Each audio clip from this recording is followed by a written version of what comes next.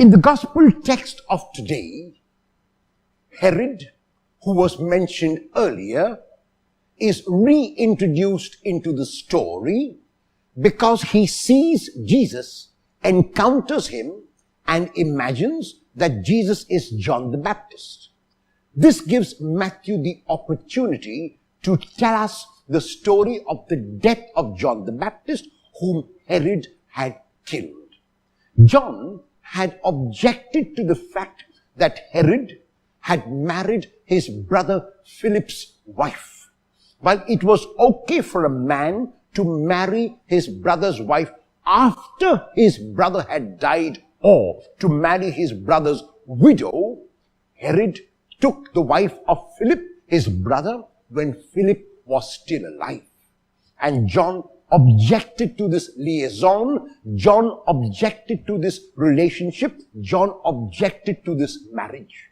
And the reason why John objected was because John was a righteous man.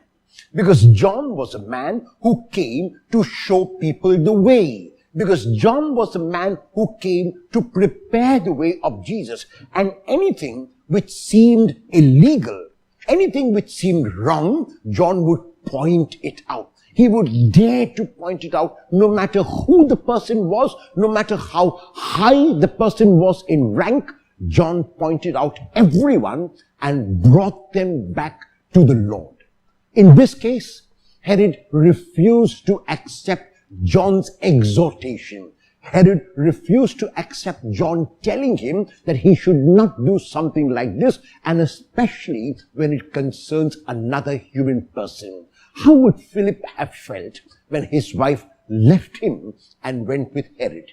How would Philip have felt when he was deserted and alone? And this is what John is pointing out to, and also saying that Herod has done something that is not right in the eyes of God.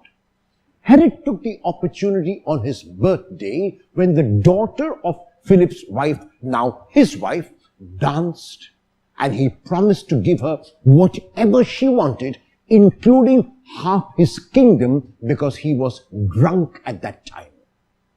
The girl went to her mother, and her mother, who was now Herod's wife after leaving Philip, was upset with John because John had objected to her second marriage when her first husband was alive. And she prompted her daughter to ask Herod for the head of John the Baptist on a platter. The girl went and told Herod. And even though Herod was reluctant at first, because of the promise that he had made in front of so many guests, he gave in and John was beheaded.